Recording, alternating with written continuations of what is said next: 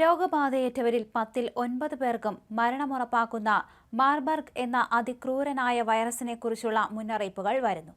ആഫ്രിക്കയിൽ ഇപ്പോൾ പടർന്നു പിടിക്കുകയാണ് ഇത്. ഇതുവരെ കണ്ടെത്തിയിട്ടുള്ള രോഗകാരികളിൽ വെച്ച് ഏറ്റവും മാരകങ്ങളായവയിൽ ഒന്നാണിതെന്നാണ് കണക്കാക്കുന്നത്.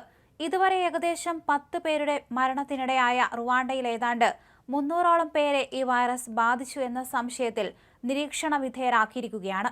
കൂടുതൽ റിപ്പോർട്ടുകൾ ഇതുമായി ബന്ധപ്പെട്ട് എത്താൻ തുടങ്ങിയതോടെ ആഫ്രിക്കൻ രാജ്യങ്ങൾ സന്ദർശിക്കുന്ന ജീവനക്കാരുടെ കാര്യത്തിൽ അതീവ നിരീക്ഷണം പുലർത്തണമെന്ന നിർദ്ദേശം വ്യാപാര വ്യവസായ സ്ഥാപനങ്ങൾക്ക് നൽകിയിരിക്കുകയാണ് ബ്രിട്ടനിലെ ആരോഗ്യവകുപ്പ് അധികൃതർ. അതീവ ആശങ്കയുയർത്തുന്ന സാഹചര്യം എന്നായിരുന്നു നേരത്തെ ലോകാരോഗ്യ സംഘടന ഈ സാഹചര്യത്തെ വിശേഷിപ്പിച്ചത്. മറ്റ് ആഫ്രിക്കൻ രാജ്യങ്ങളിലേക്കും ഇത് പടരാനുള്ള സാധ്യതയുണ്ടെന്ന് അവർ പറഞ്ഞിരുന്നു. കണ്ണുകൾ ചുവന്നു വീർത്ത് കണ്ണിൽ നിന്നും രക്തസ്രാവം ഉണ്ടാകുന്ന ഈ രോഗം കഴിഞ്ഞ വർഷം ടാൻസാനിയയിലും റിപ്പോർട്ട് ചെയ്യപ്പെട്ടിരുന്നു. ഈ റിപ്പോർട്ടുകൾ പുറത്തു വരാൻ തുടങ്ങിയതോടെ എന്താണ് മാർബർഗ് എന്ന്, എങ്ങനെയാണ് വ്യാപിക്കുന്നത് എന്ന് അന്വേഷിച്ചിരിക്കുകയാണ് എല്ലാവരും. ഇവയ്ക്കുള്ള ഉത്തരമാണ് ഇതൊക്കെ. എത്രമാത്രം മാരകമാണ് മാർബർഗ് എന്ന് ഇതിലൂടെ മനസ്സിലാക്കാം.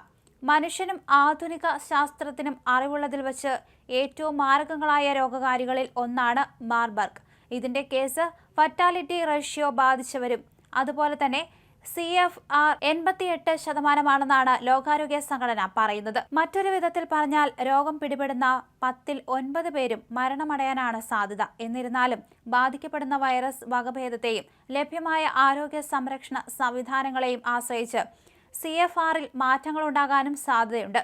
എന്നിരുന്നാൽ പോലും ശരാശരി CFR 50%-ഓളം വരും എന്നാണ് വിദഗ്ധർ പറയുന്നത്. അതായത് എംബോളയ്ക്ക് തുല്യമായ മരണനിരക്കാണ് മാർബർഗിന് എന്നർത്ഥം. ഈ രോഗം ബാധിച്ചവരിൽ പകുതിയോളം പേർ മരണമടയും. കോവിഡ് ഏറ്റവും മാരകമായിരുന്ന ആരംഭകാലത്ത് പോലും CFR അഥവാ കോവിഡ് മൂലം മരണമടയുന്നവരുടെ നിരക്ക് രോഗം ബാധിച്ചവരുടെ 3% മാത്രമായിരുന്നു എന്ന വസ്തുത കണക്കിലെടുക്കുമ്പോഴാണ് എത്ര ഭീകരനാണ് മാർബർഗ് എന്ന് മനസ്സിലാവുക. ഈ വൈറസിനെ തടയുവാനോ ചികിത്സിക്കുവാനോ അംഗീകൃത വാക്സിനുകൾ ഒന്നും തന്നെ നിലവിലില്ല. എന്നാൽ ഇക്കാര്യത്തിൽ ദ്രുതഗതിയിലുള്ള നടപടികൾ പുരോഗമിക്കുന്നുണ്ട്. അവയിൽ ചിലത് റുവാണ്ടയിലെ ചില രോഗികളിൽ പരീക്ഷിച്ച് വിജയം കണ്ടതായ റിപ്പോർട്ടുകളുമുണ്ട്. നേരത്തെ എംബോള വ്യാപന സമയത്ത് പരീക്ഷിച്ച റിംഗ് വാക്സിനേഷൻ മാതൃകയാണ് ഇതിലും തുടരുന്നത്. ഇത് പിൻപറ്റി ഓക്സ്ഫോർഡ് യൂണിവേഴ്സിറ്റി വികസിപ്പിച്ച മാർബർഗ് വാക്സിൻ ബ്രിട്ടനിൽ 46 പേരിൽ പരീക്ഷിച്ചെങ്കിലും ഇതിന്റെ ഫലം പുറത്തുവിട്ടിട്ടില്ല.